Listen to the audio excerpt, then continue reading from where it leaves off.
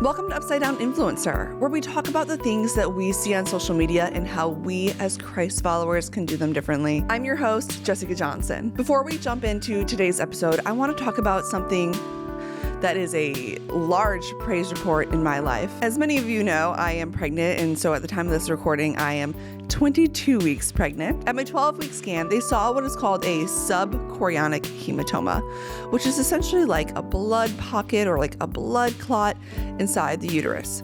So once you're told that you have something like that, you're supposed to kind of like dial things back. I'm really big into working out. So I was like, okay, like what am I supposed to do? So I just took things a little bit easier. I just started walking, not lifting as heavy weights. So we dialed things back, and they were like, okay, we'll check back in at your 20-week scan, and they usually resolve themselves. So we go in for my 20-week scan, and to my surprise, they're like, your subchorionic hematoma has grown to 5 centimeters. I was devastated because if you look up what can happen having a 5 centimeter subchorionic hematoma at 22 weeks, there's definitely risks involved. You might have to go on bed rest. Like I was a wreck. So they're like, hey, we're going to send you to a specialist. So until I got to see my specialist, I pretty much laid around the house for like 13 days. I just took it super easy. My husband took care of a lot of the things regarding our toddler. Luckily, my husband's parents were in town and they took care of a lot of things for me. So then we go in for our specialist appointment. And obviously I was very anxious, just hoping for some shrinkage and whatever I had going on. And they do the ultrasound, and they were like, we're not entirely sure what they were looking at or what they were seeing, but there's none of that now. There's no subchorionic hematoma. And I was just in shock. I was like, what? What do you mean?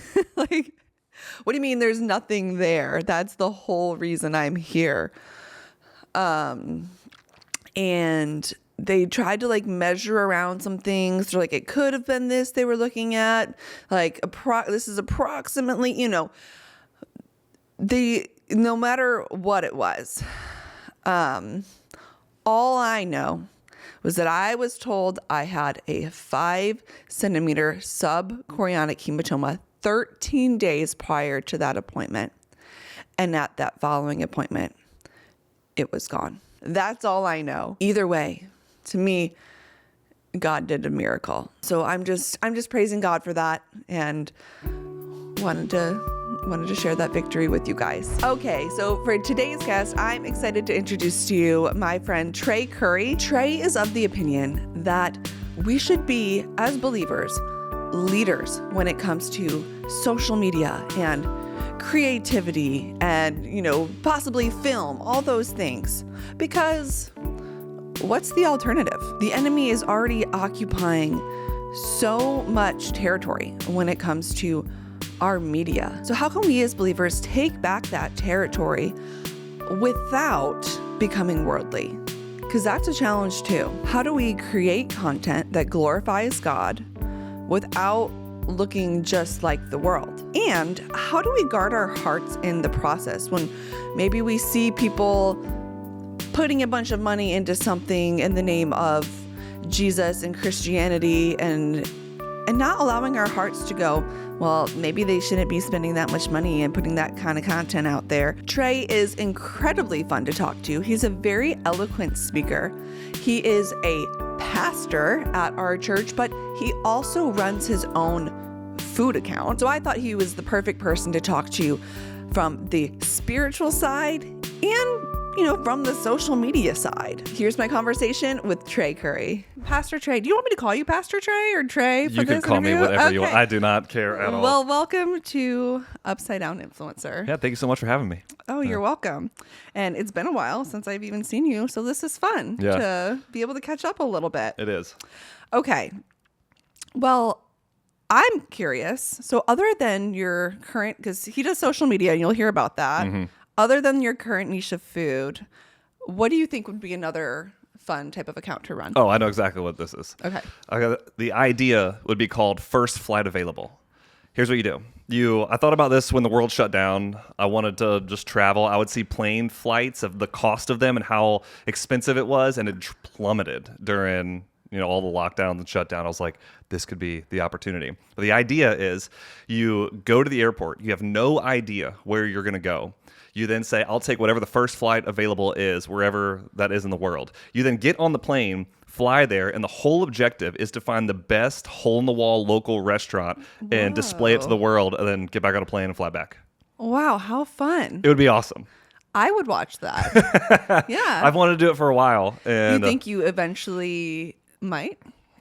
Maybe. I'm saving up credit card points right now to see what could happen. But no, there's no guarantees. It sounds like you might also need maybe some free time for that too, to be able to kind of like leave on the dime, That's right. Oh, wow. That's awesome. Yeah, but that's the one right there. I would love to do that.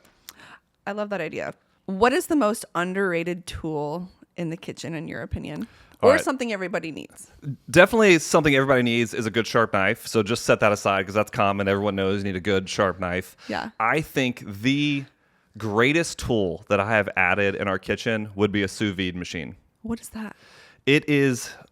sous vide is a French cooking style, by which means in the vacuum or under vacuum, where you vacuum seal your proteins or really any food that you want to. You drop it in a water bath. It holds the temperature to the exact temperature that you want your food to be cooked at, so you'll never overcook any food while you're making it. So if you want to make an absolutely perfect steak, let's say it's 129 degrees. Okay. It's a medium rare steak. You can take that, salt however you want to, put it in a bag, drop it in this water bath. It holds it at 129 degrees for 2 hours or so. You take it out, sear it, and it is a perfectly cooked steak from edge to edge with no worry of, is this going to overcook or not? It is perfect every single time. How often do you use it? Quite often. Yeah. Like multiple days a week? At times, yes. Oh, wow. So what's the price point run on that? Around $100. Like, it's not crazy. Wow. Now, so you get a lot of bang for your buck. Oh, absolutely. In fact, if you go all the way back to my old Instagram account, I have a link on there to Amazon to buy a sous vide because I love it so much. Wow. And where did you hear about it? Just social media? I think I saw it on a YouTube channel called Chef Steps many years ago, and I would go and watch that channel and see how they would cook stuff, and they talked a ton about sous vide. There's a bunch of really good informational videos on it there, wow. And I was like, I want to try that, and I did it. I'll never go back. Wow. It's incredible. So this is really interesting because you are a pastor, but you also have recently stepped into like social media world and started doing cooking content. Talk a little bit about, your journey into ministry, being a pastor, but also, your creative side, because clearly there's two of these things are happening at once. Yeah. So I grew up in the church world. I mean, my grandparents were a part of planting a church many years ago that I was born and raised. I was baby Jesus in the Passion Play at that church growing up. So I've been in it my whole life. I recognized you.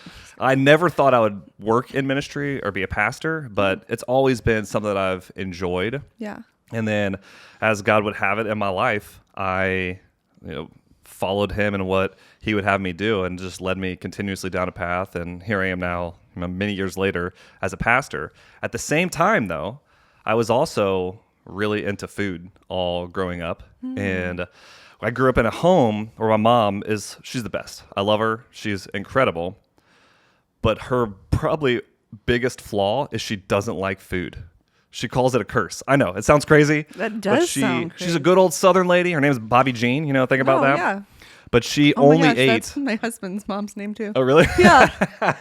So she would only eat a couple meals. It's like chicken or shake and bake pork chops with rice-a-roni, the San Francisco treat. We had and spaghetti. That was like on rotation, pretty much all we ate. So it wasn't until I was in high school, was able to drive, and I got a job at a 5-star yacht club here and working in the restaurant there. In fact, I tried to work at Publix first. And they rejected me, so I couldn't even get hired at Publix. Wow, but then rude. I got hired at the restaurant, and I worked at restaurants for years after that. Yeah. Started in fine dining, white tablecloths, gloves, crumbing tables, and Worked my way all the way up from there to 5-star yacht club to Chick-fil-A is where I ended.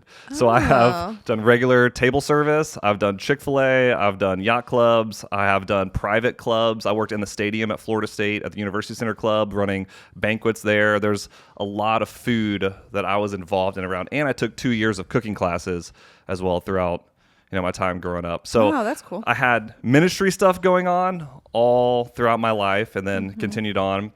And then food has always been an area that I have really enjoyed and loved being a part of. And I think in a way, the table and when you're having a meal with someone, it's a special time where people begin to talk and experience life and share stories and, really grow together. It's one of the few places where everyone stops for the most part and you have conversations and you talk. And I really like that aspect of it as well. Do you also sing? Because I've seen you play guitar on videos with your wife. So, all right. For many years, I feel like I've lived multiple lives, if I'm just honest with you. For many years, when I grew up, when I was also working at the yacht club, I was also in a hardcore band that we were signed to a record label and we toured the whole country and really? You'd go to the mall and our CDs would be in the mall. So there was like that whole aspect of my life that I did that no one would have a clue for the most part that I was a part of. And it was a lot of fun doing it. I really love looking back and seeing the memories and the time that I got to spend with friends traveling the country. I've seen almost every single state in our country just from touring and playing shows as like a 17-year-old. You know what I mean? I had no idea. Well, that was a lot of fun. I also grew up in the youth group playing worship music in the bands there. In fact, our band was the youth group band. On Wednesday nights. We would do students and play the music for that time frame. Everybody would leave, and then we would stay and have our hardcore band practice in the student room at the church that I grew up in, and then we'd go and play shows. So music is a big part of our life. Singing, though, to your question, not great at it. Okay. I wasn't sure. Yeah, so it's not my strong suit. That's why I would love to be a worship leader now. It's just that's not my gifting. Okay, but clearly creativity is like a big part of your life. And sounds like it always has been in some way, shape, or form. So then, recently, I mean, I don't know how long you may have been creating content before I've seen any of your stuff, but I started paying attention to your food. Do we call it a blog? I don't know if people even use that word anymore, but you're a blogger back in the day. Remember those? Yeah. I had one. Me too. But you have a food account. So tell me a little bit about that. When did you decide, you know what, I kind of want to start doing this? Yeah. It started years ago. I started working in the restaurants, finding out I would hear stuff around Jacksonville because I was born and raised in Jacksonville. People would say all the time, there's nowhere to go in Jacksonville. There's nowhere to eat in Jacksonville. There's no good food around here. I'm like, what are you talking about? There's all kinds of food all over the place. In fact, when I started working at the yacht club, my entire paycheck went to me going at different places and eating different restaurants because I loved it so much. I was starved at my house from good food. I didn't realize there's actually food with flavor out there because, my mom doesn't really like food. And so I've spent almost my entire paycheck when I worked there through high school just going and finding places to eat. And I found there's so many good restaurants that they pop up and they come and go. Sometimes they make it, sometimes they don't. That's life and business and how that all works out. And I just really enjoyed. There are so many options. And when it comes to creating food content, though, it did not start with restaurants and going to different places. I have done many different iterations on social media when it comes to food. In fact, I think it first started with Facebook groups. And I made some groups in the past based on different barbecue smokers or barbecue tricks and tips or... I had one for a master build gravity fed smoker when that first came out. I had them for Rectex. I've gone through a bunch of different smokers. And really, when it began to pick up for me was when the world shut down and we all had to stay home. It was a great opportunity to sit there and smoke barbecue the whole time. Oh, yeah. And so I started making more content and making barbecue then. And really, the process of learning, how do I do this? How do I make better videos? How do you create SEO for videos to be found? There's so many different aspects to it other than just turning a camera on and filming that I began to learn. Now, all that stuff's terrible.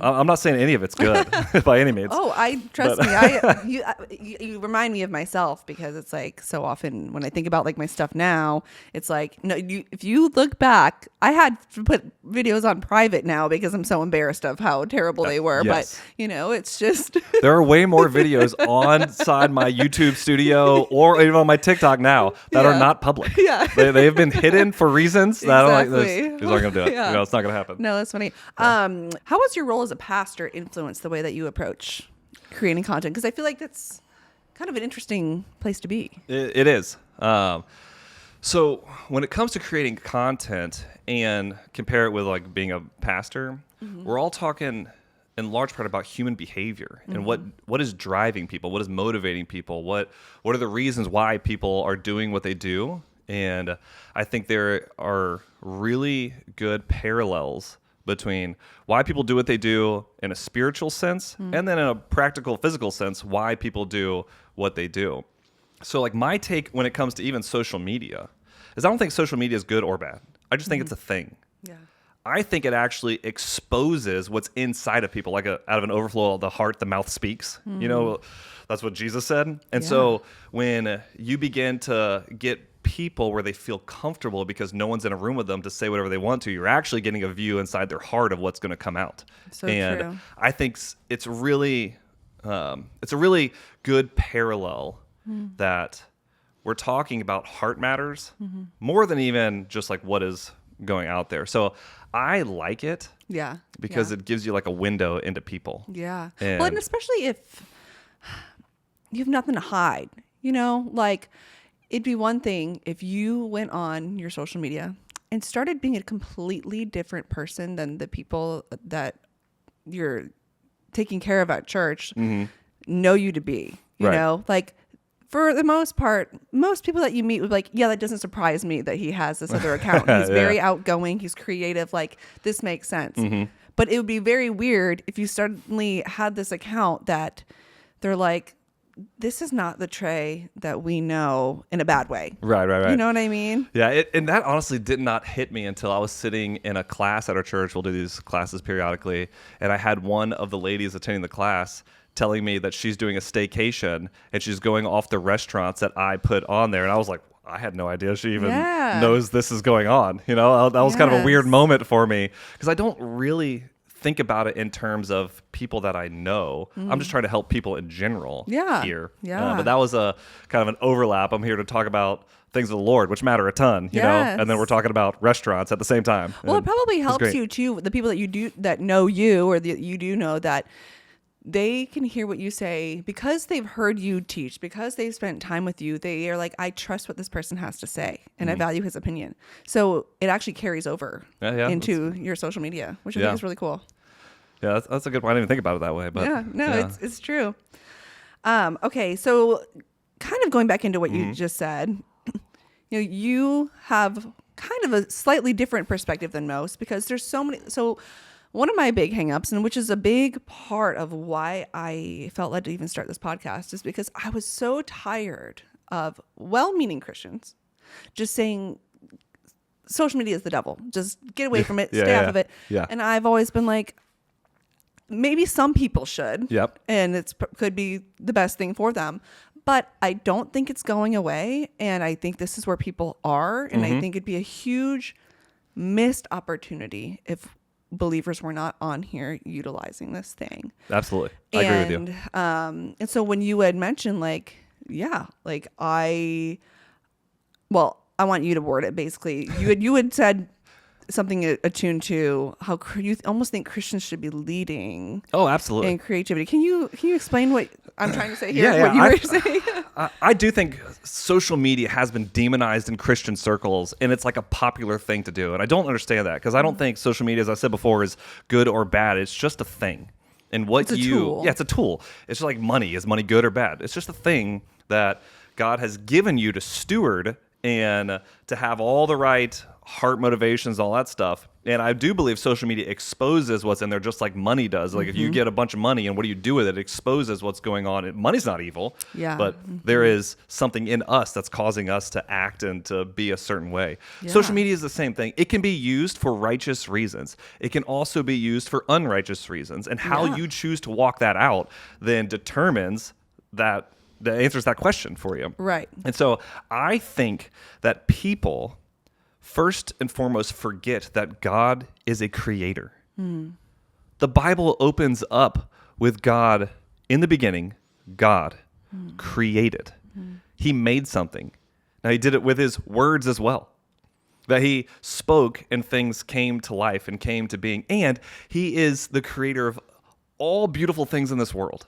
I mean, we just went not too long ago to the mountains and we hiked up a mountain and we looked out over this beautiful creation. It was breathtaking. We hiked to a waterfall and we live in Florida, so we don't see waterfalls every day. So we go to one and we climbed down in there and it was a beautiful setting and something that was like majestic almost. And then this morning, I was taking my boys to school. We live out of the beach and we're driving over the intercoastal waterway. And behind us in the rearview mirror is a sunrise. And I asked my boys, I was like, boys, look back at the sunrise. And it's all beautiful, different colors.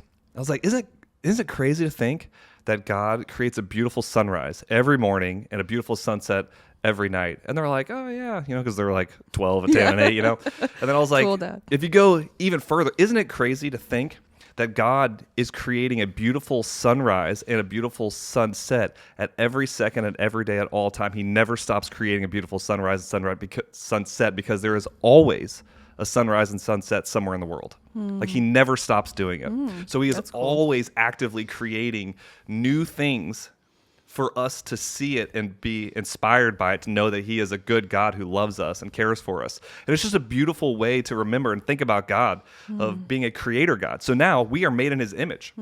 We have been made in his likeness. And so since he is a creator, we too are creators. And I think a lot of the people who are anti social media and content creation, sometimes it can be stereotypical, and I don't think all of them are like this by any means at all. But if you get into like theologian types or people who want to look like, oh, I know a lot about the Bible, they can be like pushing off social media as, oh, that's not good. There's all bad.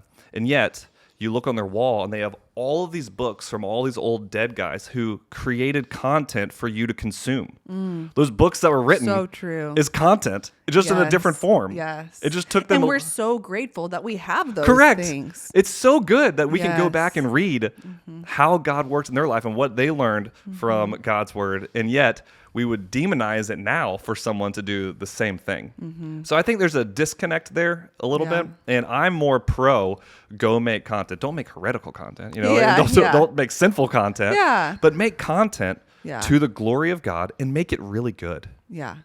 Yeah. It doesn't have to be explicit. This is my own opinion. It doesn't have to be explicitly Christian content to be God glorifying and good. Like if you're a cook, I took a couple years of cooking classes. There's incredible chefs out there in the world.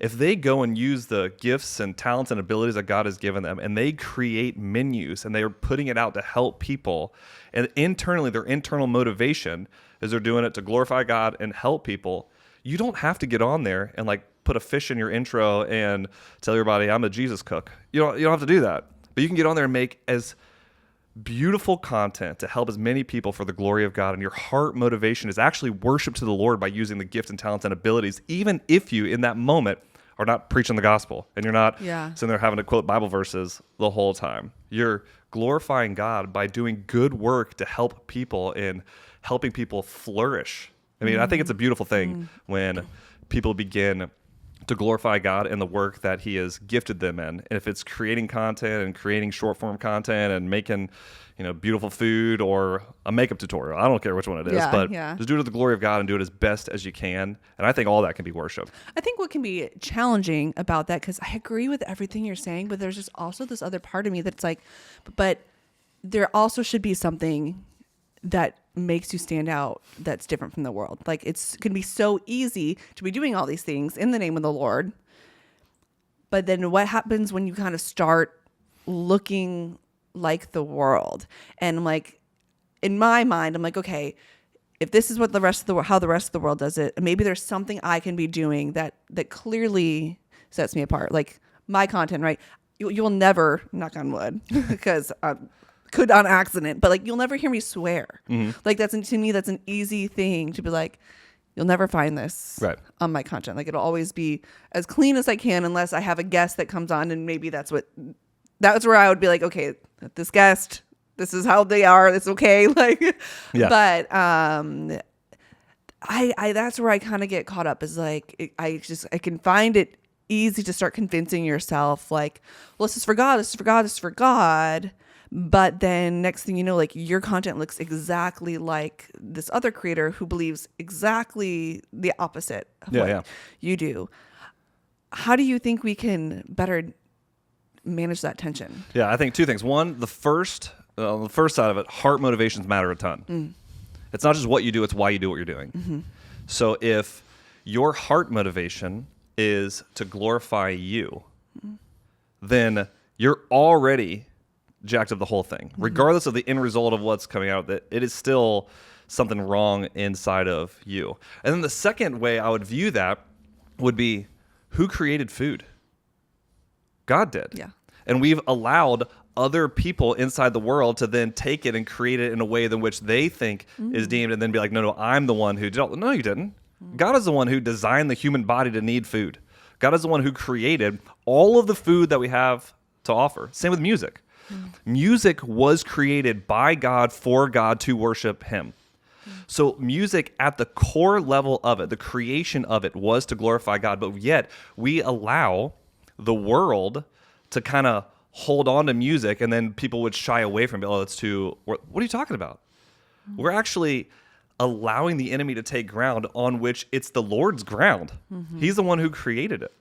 And so if someone who loves the Lord begins to create music, like, oh, that sounds bad. Well, hold on a second here. If the words that is being said in this music that they're creating is glorifying to the Lord in a style that is creative for modern times, I would actually say you're pushing back darkness with the gifts and talents and abilities that God has given you, and that you should lean into it. As long as your heart motivations, there's a lot of like that sort of thing going on inside of you. But I think shying away from putting stuff out there isn't the answer. Right. Yeah. Because then you are just, again, like you just said, like, well, then the only people that are occupying it is enemy territory. Right. Yeah. That's how I think the church for a long time has stepped away from being creative, stepped away from being the leaders in creating beautiful art and music, and has just basically turned over what God has created for worship of him and the flourishment of people to then people who don't love God. Because people are going to be creative. We're made in God's image, so people are going to be creative. People have gifts and talents and abilities. There's a common grace that God has given us, is that all people, regardless if they love God or not, there are certain gifts that all of us can hold and use for the good of human flourishing and the good of humankind. And being creative and inventive is one of those things that permeates every single culture everywhere. So it's going to happen. But are we going to use that and not just stop at, oh my goodness, this is a delicious meal that this chef made, but are we going to take that same thing and realize this is a good gift from God, and the praise doesn't stop on the food or the chef. The praise goes all the way up to our Heavenly Father. But I thank you for creating all of this for us to know that you love us and get to enjoy it in a deeper level than someone who just thinks it's a good meal or that's a why talented Pastor chef. Joby says that all the time about how like Christians can enjoy a steak more. Yeah, for absolutely. that exact reason. Yeah. I want to go back to what you were saying about heart posture.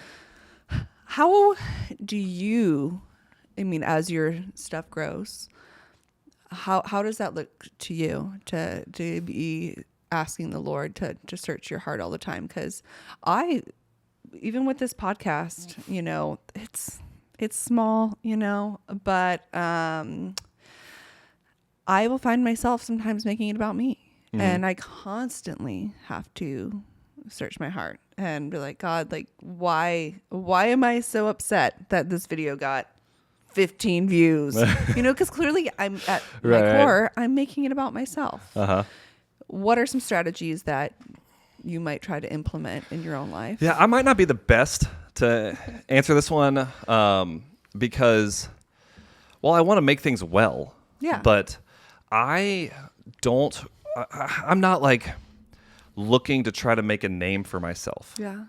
And I think this goes back to my own like childhood wounds and all the things that you can get into probably in other more expert podcasts that talk about this type of thing. But my natural bent is to not be in the spotlight. And if you're familiar with the Enneagram, those types of things, like I'm a 7 on the Enneagram, and everybody thinks a 7 wants to be the center of attention, but it's not true at all. Like what I've learned in this is that 3s want to be the center of attention quite often. 7s, like if there's a party, the 3 wants everyone to look at them at the party. The 7 just wants to be at the party and the freedom to leave if they want to. So I'm very non-committal. So I know this about myself. And so when it comes to creating content, there's almost a level of non-committalness of my own where I have changed my name 17 times on my YouTube channel, and I've decided, I'm going to do this now, or I'm going to do this now, or I'm going to do this. I just like bouncing around to different stuff because I don't like being trapped and being like held to one thing. And it all just stems to my own insecurities and wounds that way. So I make this much less about wanting people to see me and more about my own freedom that I like. It's just like a false sense of freedom by which I can go and do what I want whenever I want to. And I think that plays into part of my journey in social media and it changing so much throughout all the different platforms and what has taken place. That's interesting. But that's my own heart issues. Yeah. Where somebody else might want it all to be about them, and they now have a vehicle by which I can put myself out there to the world. If they just see me, they'll know how awesome I am, and they'll just want to follow me. And then I'm living and dying every single night by how many new followers that I have, and I'm reloading after I post a video every single time to see how many more followers or likes that I have. And when I have them, something inside me lights up. But when I don't have them, then all of a sudden I'm like, oh my goodness, what did I do wrong? Why are people not liking it? And if you run down that rabbit hole, that's a heart issue that will kill you. I mean, that is a tough one. Man, I can't help just be thinking, like, I'm listening to everything that you're saying and just thinking about what we were talking about when it came to, like, how do you, like, avoid being, like, too worldly or whatever. Because it's really easy, I think, if you have the wrong heart, I think. You can easily go and sit in our church. You can go and sit in our church, look at the screens, look at the lights and all the stuff and say, should we really be spending that kind of money in the name of creativity, right? Like that would be the wrong way to be thinking, I think. I don't know. Yeah. Like how do we as believers like just discern these things? Do you think it's just again, it all comes probably down to heart posture because I listened to this podcast today. I really like John and Lisa Bevere. I don't know if you listen to them at all. I really like John Bevere. But he said, some people think they are discerning when really they are just critical. And I don't know. I just thought about it in relation to this episode today because it was like, it can be really easy to sit there and judge the amount of money that you think other people are spending too much on in the name of creativity when really that's not up to me to decide. Like why am I criticizing? Like if a certain amount of money wasn't spent, we wouldn't have shows like The Chosen or things like that, you know? I don't exactly know how to word what I'm trying to say other than it's something that I walk through sometimes because I'm like, oh, am I overdoing it by buying a more expensive microphone? Am I over, like, who do I think I am to be doing this? Because somebody else could be hearing what I'm saying out of my mouth and be like, yeah, easy for you to say you have a $500 microphone. You know, it's a weird spot. Like, it's almost like two things can be true at once. Like, yeah, like one thing can look one way, but you don't know my heart. Right. A question that came to mind, is there a price tag on worship? Right. And depending on, heart motivations, that matters a ton. Then the next question then goes to stewardship. Are you stewarding your gifts and talents and abilities and resources, your time, talent, treasure, for the glory of God or for the glory of self? Yeah. And the tough part is no one will know that except you. Exactly. So it's very difficult to look at somebody else and go, oh, they're doing this all wrong. That is definitely a critical heart. And there's people who make whole ministries out of that. There's people who make whole platforms on social media of how I'm going to go tear down somebody else and call it, I'm just saving the sheep. Well, you don't have any sheep that you're saving. You're in a room by yourself trying to tear down someone else who's actually trying to lead people to the glory of God. So you got to be real careful with that stuff. That's where social media, I think, gets dangerous. It does get dangerous. Because you can sit at a table by yourself and try to lead people astray from unity and lead people astray from loving God. And I'm not saying there shouldn't be accountability. I'm just saying there should be local elders having accountability, not random Joe off the street with a nice microphone and sit here and say, I can say whatever I want to. You can, but are you being helpful? Exactly. Is it beneficial? Do you even know these people? Do you have any idea of their heart condition and their heart posture in what they're doing? Exactly. I mean, you could look at what I do, and I'm really small scale in comparison to most out there. But what's he doing going around and videoing restaurants and talking about? You can get critical of me, and yet all I want to do is help businesses and help people find great places to go and eat. In fact, if I go to a place and I don't like the experience and I don't enjoy it, I don't post it. I don't do food reviews either. If you go to Treyless Food on TikTok and you go see, I never talk bad about any place that I go. I'm not giving you a rating on 1 to 10 or is this is the best. I think I said one time, like, this is the best place. We're at the Llama in St. Augustine. That place is amazing. My favorite place. It's so good. We've gone there for our anniversary the last 2 years, and Same. it's so good. I can't recommend it enough, but it's amazing. But for the most part, I'm not going in. I'm not trying to tear anybody down. I'm not trying to go into a business and say this is bad, because my heart posture is not, look at me, I'm the best reviewer out there, or I'm gonna tell you who's bad and who's good. I'm not. I'm just gonna share an experience with you and let you go have your own experience. Yeah. And if I can help you have a great experience by finding there's some places out there that I think are worth trying, go for it and have a good time doing it. But I think heart matters a ton in this question, because at some point when you're creating content, you got to have the right things to do it, just practically speaking. If everything was terrible, we learned this in the band many years ago when we would travel and play, and some bands were just off the charts better than others. But talent-wise, they all seemed about the same. Yeah. And what we learned was your equipment matters a ton when you're creating content. These bands would come out super talented. These dudes could shred guitars. I mean, unbelievable. And they were playing out of the worst amps, and it just sounded terrible. And it was like, oh my goodness, please just have them stop, because it sounded so bad. And then you'd put that same band with better equipment, and you're like, oh my goodness, this is really good. I really enjoy it. So the equipment that you matters, and that has a cost to it. And it's not wrong that it has a cost. People got to make a living, and they've got to, have the right things for what they're going after. That's not bad. And naturally, either. that would be the next step. Like, I didn't start out with these microphones Right. when I was doing this podcast, but once I realized that I was kind of getting serious about it, it's time to upgrade my microphones. Right. Now, here's the thing. If the new iPhone came out, if every single time the new iPhone comes out, you think you have to have the newest one, that could be a problem. Like, is there some level of content? Are you able to budget and manage and steward the resources appropriately to then be able to get whatever you can afford at that time without just thinking, I've got to sell everything to buy this new phone, to be able to film this content, or this new camera, or this, whatever the thing is. Yeah. Well, and especially if you're somebody who's just starting out, right? I would tell the people, use what you have Absolutely. now. Because if you're not putting out content right now, you're not going to do it with another camera. Yeah. Your equipment matters zero if you're not making content consistently. Yeah. It's way more challenging to consistently make content than people even realize. It is. Especially and what I'm doing is having to go eat at a restaurant. That takes time. It takes money. I can't go do that all the time. I'm a pastor. You know what I mean? I don't make a lot of money, and these places aren't paying me to come. I've never been paid by a restaurant, which if you'd like to, let me know. I'm not against it by any means. Go for it. If you do that, go for it. I'm all for it. But I think the best thing that I had was someone gave me free barbecue one time when I went and did a video for them. So I'm like, hey, Sweet. that's something. I'm into it.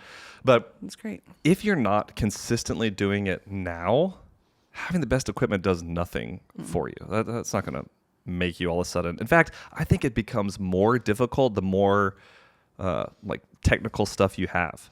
the easier you can make it on yourself, the more likely you'll continue to do it, and your process will be much more enjoyable. But if you got to set stuff up all the time, every time you're going to make a video or every time you're going to make a TikTok video, there's like 17 things you got to set up. The odds of you continuing that over a long period of time are very low. Yeah. This might not make it to the episode, but it was something that I like the not make it side. Let's go there. It's what, and you may not have been paying attention to any of this at all, but it reminded me of what we were just saying. Have you been paying attention to any of the drama right now around like what people are saying about like the Dove Awards? Yeah. Because you had Forrest Frank come out and say something, and then you have Mike Donahue. Is that how to pronounce his name? I don't know. He put out some stuff. Anyways, Forrest Frank came out and basically had said, like, this is why I'm not attending the Dove Awards. There's a fly in here. I'm sorry. No, it's a fruit fine. fly. This is why I'm not attending the Dove Awards. Sorry, I said my mic. I'm sorry about that. It's okay. About that. And I understood what he was saying, and I understood his position and stuff. And I think the hard part about it all, I think it was sad that there were also other Christians though who would come after him for saying this and be like, okay, but you can't say that and be making money off your merchandise and be potentially doing something for the Super Bowl and blah, blah, blah, blah, blah. And all I thought when I saw his video was like, I think it just comes down again. It all comes down to heart posture. Yeah. I don't think he was out there trying to insult everybody who is going. Right. Do I think maybe he should have maybe not posted that video on social media or thought about it more, the implications of how it could be interpreted? Possibly. But I think the danger of social media is that we all think that we know the heart posture of other people and their intentions, and we don't know. But simultaneously, we have to be careful with what we say, because yes, people are going to put their own lean on it and see it through their eyes and through their offense and all the things. And so it's just a very interesting dichotomy there. Did you see when Forrest put out a video and Corey Asbury made fun of him when he broke his back? That whole drama. Yeah. But then it led to them having a conversation, and it led to reconciliation, and it led to a whole other song coming out. It didn't even lead to that. There was so much more that occurred. It like changed Corey's life. Like you should listen to, Jack said there was a whole podcast episode about it, but like he's going in a whole different direction now. But I don't know. Yeah. All that to say, especially when you see it on that scale, it's just so easy for us to look at other people and assume like their heart posture when like we don't have a clue. And one of my favorite stories in the Old Testament. So I was doing a Old Testament survey class in seminary, and as we're walking through the Old Testament, something took place that I thought was super interesting.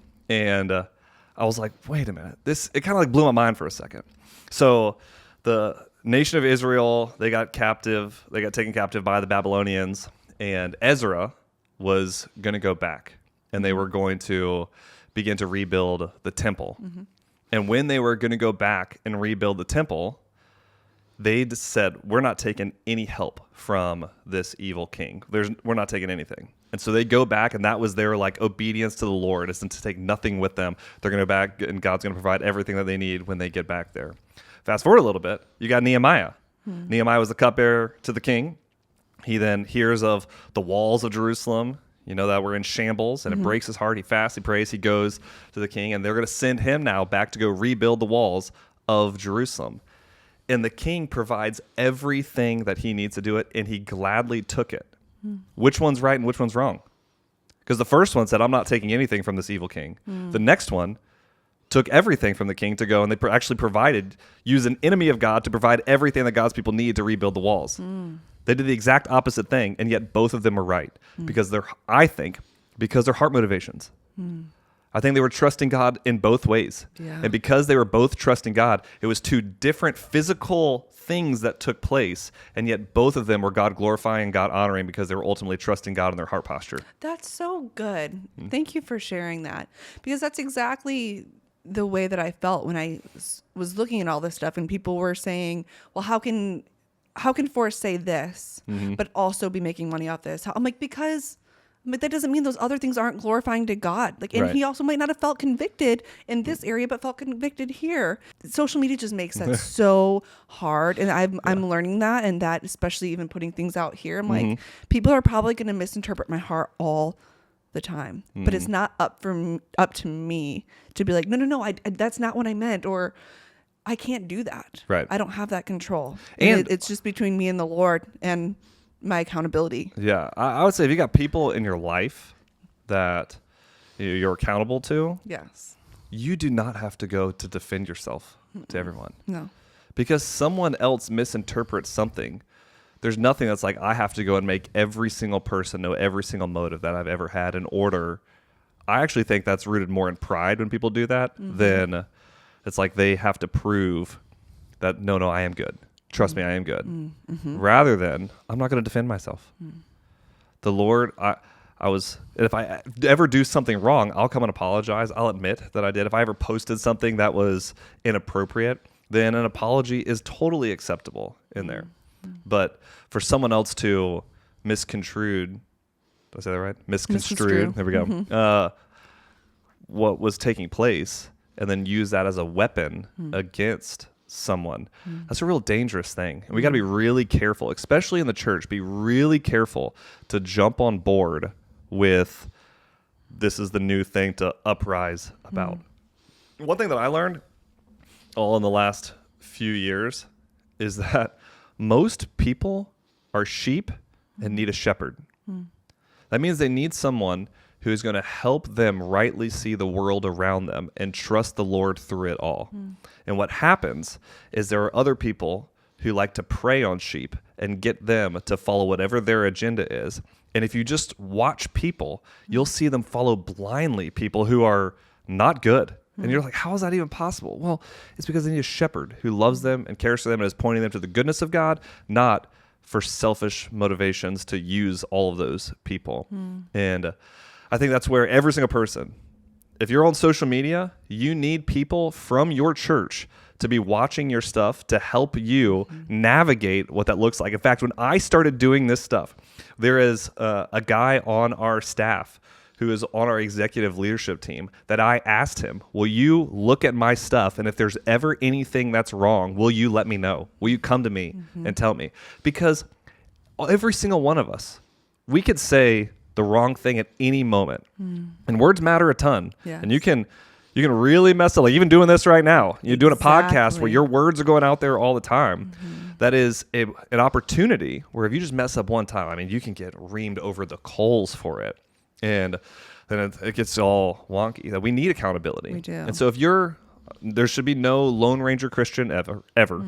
You should be attached to a local body of believers. But when it comes to your social media, you should have some people in your life that also watch it, that are willing to go, this ain't good. You don't need to post that or take that down or encourage you. Yeah. I've had elders come up to me at our church and go, I haven't seen your food content in a while. What, are you going to make some more food? I really enjoy seeing it. And so that was nice, Yeah.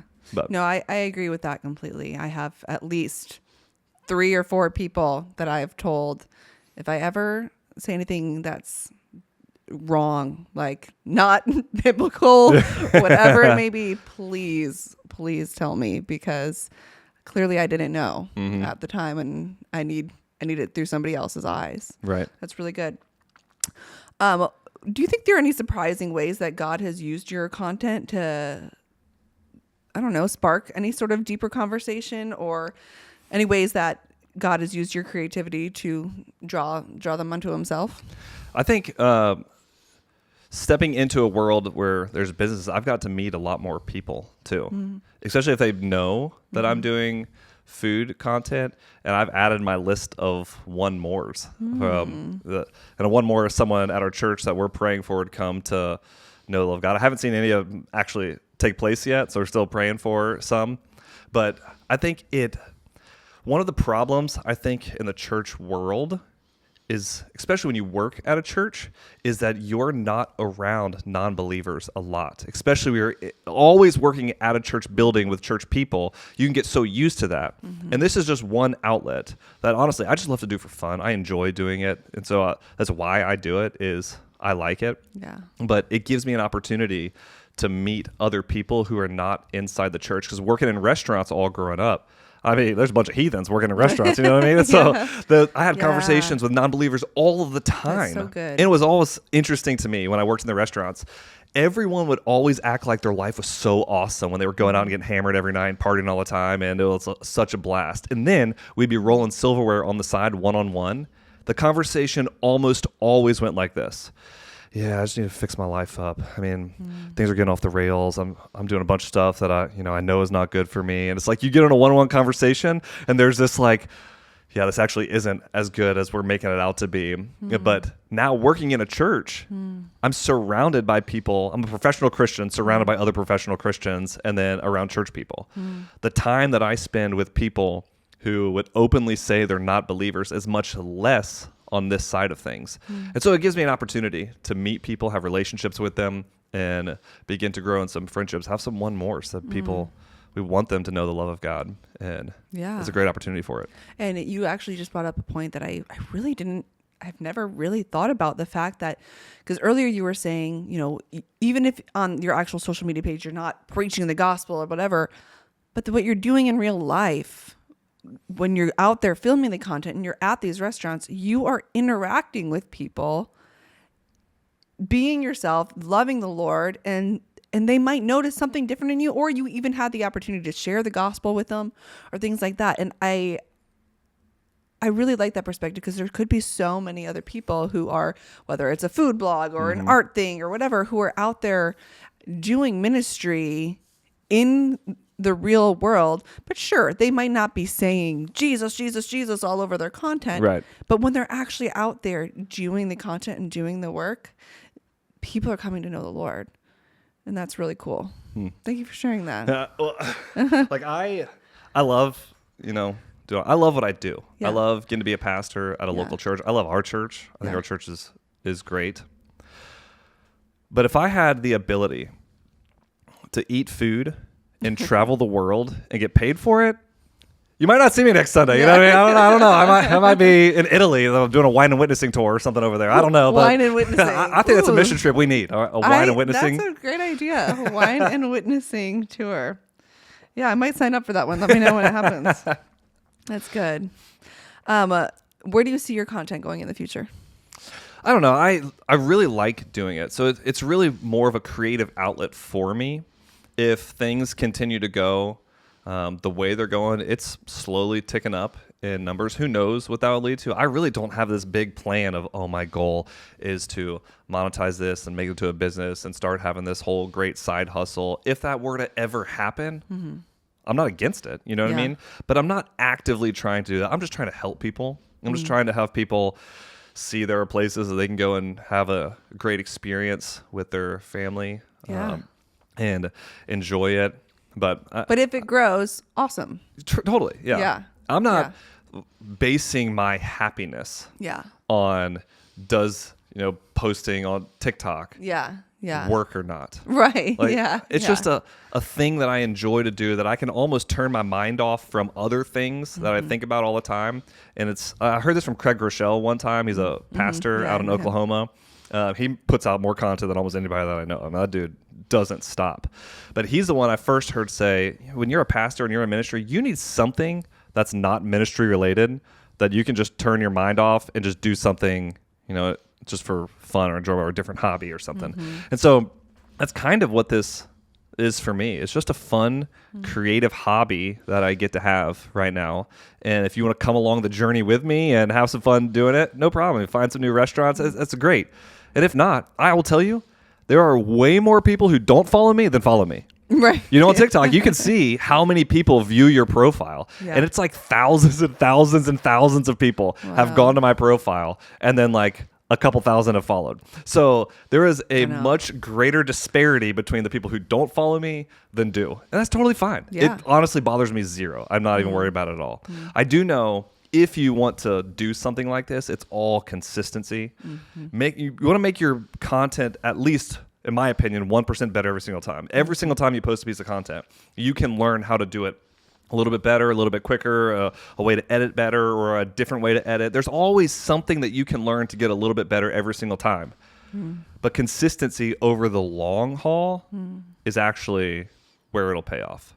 So when I started posting on social media, I had Hannah and Evan come up and tell me that I need to start doing TikTok. And I was like, no, I don't know. What are you talking about? They did it consistently on TikTok. They have a TikTok page called Snacksonville that is one of the largest, now what we call food blogs in Jacksonville, because they did it just consistently. And they're honestly, the reason why I'm on TikTok is because they first told me about it and I ignored them. And this was back in 2021. They started from 0 and it has almost 50,000 people or something like that follow them on there. They're great. And they do all kinds of food related stuff, but I think they are about to stop working his full-time job and just do that full time. I'm like, bro, that's awesome. Go for it. But if I would have listened to them a long time ago, that was years and they've just been consistent with it and it's done really well for them. Wow. I think another thing when it comes to content that I think matters a ton, and it really reshaped my view of it. Because you talk about the future and what does the future of content look like for me. I had an experience last year that really shook me and it changed my view probably a lot. There was a friend of ours who was driving her son to school and she got in a wreck and she ended up passing away in the wreck. And it happened suddenly and it was a tragedy. And this is around the time that I started doing TikTok. When I started doing TikTok, it wasn't restaurant reviews. I thought I'm going to do talking head content. And it just wasn't great. You know what I mean? It wasn't good. And I started on that route. But she passed away and it hit me real hard. What she did with her time while she had it on this earth was she loved the Lord, she loved her family, and she created content that pointed people to the Lord. She would have podcasts that are teaching Bible stories. She would have a radio show that would talk about music and then I think talk about the things of the Lord. And in that moment, I stopped for a moment and it just hit me that I think she has 4 kids. That her kids are going to grow up and it's going to be tough. It's going to be hard. You lose a parent. I've never experienced that. The only way I know that is going to be a very hard time. But one of the gifts that she gave her family was that she created content that now her kids can go back and listen to their mom talk about God's faithfulness over and over and over again. And she has hours of content available on it. And I thought then, I was like, man, what a gift it is that she has all of this recorded and all of it saved. Where if social media was all evil and the devil and you can't do it at all, well, then her voice would be lost forever. But now her kids, because of this tool, and depending on how you use it, have the ability to go and listen to their mom teach them Bible stories still, even as she's no longer here. Wow. That's so good. Thank you for sharing that. Well, that's kind of the perfect transition to one of the final questions I ask everybody is, what does it mean to you to be an upside down influencer? I think it means that you are doing this for the glory of God, not for the glory of self. Everybody, if you post something online, whether it's to one person or to 1 million people, are an influencer. Because if people listen to you, you're influencing that person. Access is influence. So if you have access to someone's ears, you have the ability to influence them. And the way you do that in an upside down kingdom and an upside down world is we are not doing this for the glory of us. We're doing it for the glory of God and the good of all the people around us. Instead of it being selfish motivated, it is self-giving motivation unto the glory of God. That's so good. Where can people find you and follow along with your stuff? More for food stuff, it would be Trey Loves Food on TikTok. Yeah. It's predominantly the greater Jacksonville area to find restaurants. Personally, my Instagram is Trey Curry, but that's more, there's a lot of food stuff on there, but that's more of like Your life and family and kids, all that yeah. stuff. And then YouTube, I've recently just changed it to Trey Loves Food. Cool. I have not mastered yet the cross-platform content. So I typically edit in the TikTok app, which then brings me trouble because I do voiceovers in there, and then I can't use the music and all. You know what I mean? So there's all this struggle. If you know, it's a struggle. But I haven't mastered all that yet. But those are the places. Well, Trey, thank you so much. I think you brought just such a refreshing perspective to the podcast. I pray that it blesses a lot of people and that they get a lot out of it. Yeah, thanks so much for having me. It's been a lot of fun. Thank you so much for listening. To follow along with us and to hear about other things that we're doing, you can find us on Instagram, TikTok, Facebook, and YouTube.